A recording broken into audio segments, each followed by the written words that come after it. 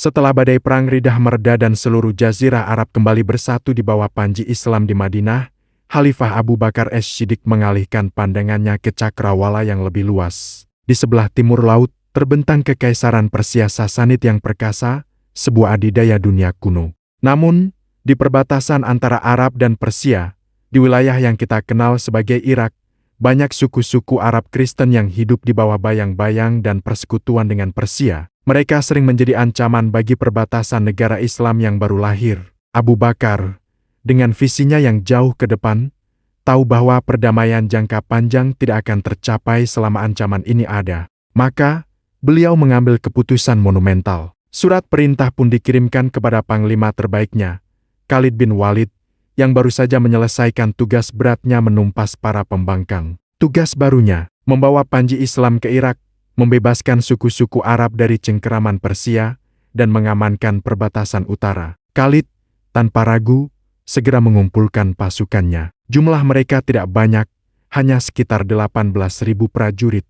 Bayangkan, dengan kekuatan yang relatif kecil ini, mereka akan menantang salah satu kekaisaran terkuat di dunia saat itu. Ini adalah misi yang bagi banyak orang terdengar mustahil. Namun, bagi Khalid dan pasukannya yang imannya membaja, tidak ada yang mustahil dengan pertolongan Allah. Mereka berbaris dari Yamamah menuju perbatasan Irak, siap menulis babak baru dalam sejarah. Sasaran pertama Khalid adalah wilayah perbatasan yang dikuasai oleh sekutu Persia.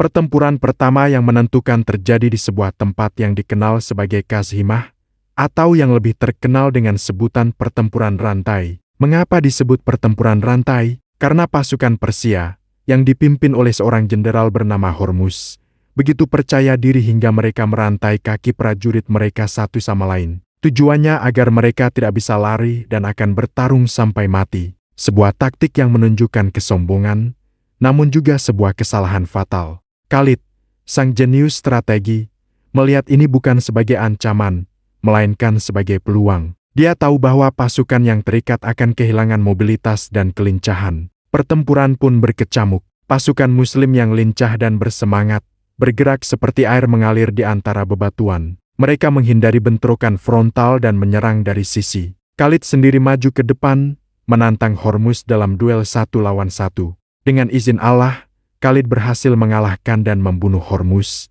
yang langsung meruntuhkan moral seluruh pasukan Persia. Pasukan yang terantai itu menjadi mangsa empuk. Mereka tidak bisa bermanuver, tidak bisa mundur dengan teratur, dan saat satu orang jatuh, ia akan menarik yang lain bersamanya. Kemenangan telak di Kazhimah menjadi pembuka yang gemilang. Namun, ini baru permulaan. Kabar kekalahan Hormuz sampai ke telinga Kaisar Persia, dan mereka tidak tinggal diam. Bantuan besar dikirimkan, dipimpin oleh jenderal-jenderal terbaik mereka. Pertempuran berikutnya terjadi di dekat sebuah sungai, di sebuah tempat bernama Ulais. Disinilah salah satu pertempuran paling brutal dalam kampanye ini terjadi. Pasukan Muslim, yang masih berjumlah jauh lebih sedikit, harus berhadapan dengan gabungan pasukan Persia dan sekutu Arab Kristen mereka yang jumlahnya berlipat-lipat ganda. Situasinya sangat genting. Pertempuran berlangsung sangat sengit, dari pagi hingga sore hari. Pasukan Muslim mulai kelelahan di bawah tekanan musuh yang tak ada habisnya. Dalam momen kritis ini, Khalid bin Walid mengangkat tangannya ke langit dan berdoa dengan penuh kekhusyukan, memohon kemenangan dari Allah. Doa sang panglima seolah memberikan kekuatan baru bagi pasukannya. Dengan semangat yang kembali membara, Khalid menerapkan strategi briliannya. Ia tidak mencoba menghancurkan barisan depan musuh yang tebal, melainkan memerintahkan pasukannya untuk melakukan manuver menjepit yang membelah pasukan musuh menjadi 2 bagian. Taktik ini berhasil dengan sempurna. Pasukan Persia dan sekutunya menjadi kacau balau, terpisah dari komando mereka. Kepanikan menyebar seperti api. Apa yang terjadi selanjutnya tercatat dalam sejarah dengan julukan yang mengerikan bagi pertempuran ini. Saking banyaknya korban dari pihak musuh yang tewas, dikatakan bahwa air sungai di dekat medan pertempuran berubah menjadi merah karena darah. Peristiwa ini dikenal sebagai pertempuran Sungai Darah. Kemenangan di Ulais benar-benar menghancurkan kekuatan militer Persia di wilayah tersebut. Jalan menuju jantung Irak kini terbuka lebar. Kemenangan demi kemenangan yang diraih Khalid dan pasukannya mengirimkan gelombang kejutan ke seluruh Irak.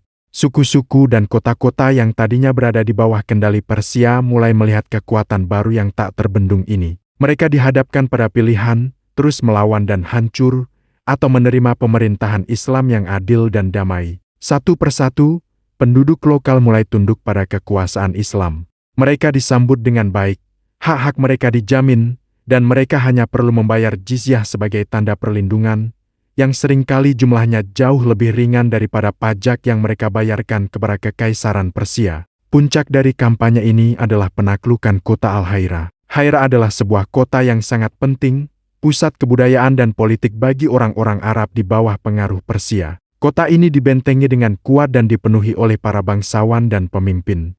Khalid tidak menyerangnya secara membabi buta. Ia mengepung kota itu dan memutus jalur suplainya. Melihat kejeniusan militer dan perlakuan adil yang diterima kota-kota lain, para pemimpin Haira akhirnya memutuskan untuk menyerah secara damai. Mereka menandatangani perjanjian dengan Khalid, menerima pemerintahan Islam, dan membayar jizyah. Jatuhnya Haira adalah sebuah simbol. Itu menandai lepasnya Irak secara perlahan tapi pasti dari pengaruh Kekaisaran Persia yang telah berlangsung selama berabad-abad. Dari titik inilah, ekspansi Islam ke arah timur mendapatkan momentumnya. Fondasi telah diletakkan untuk penaklukan seluruh Persia di tahun-tahun berikutnya. Kampanye Khalid bin Walid di Irak bukan hanya serangkaian kemenangan militer, tetapi juga demonstrasi kepemimpinan yang luar biasa, strategi yang jenius, dan yang terpenting, keyakinan yang tak tergoyahkan kepada Allah SWT. Kisah ini mengajarkan kita bahwa jumlah bukanlah segalanya. Keberanian, strategi yang cerdas, dan iman yang kuat dapat mengatasi rintangan yang tampaknya mustahil. Khalid bin Walid, sang pedang Allah, telah membuktikannya. Terima kasih banyak sudah menyimak sampai akhir. Semoga kisah ini bisa memberikan inspirasi dan menambah wawasan kita semua tentang sejarah peradaban Islam yang agung. Jangan lupa untuk like, komen, dan subscribe agar kita bisa terus belajar bersama. Sampai jumpa di video selanjutnya. Wassalamualaikum warahmatullahi wabarakatuh.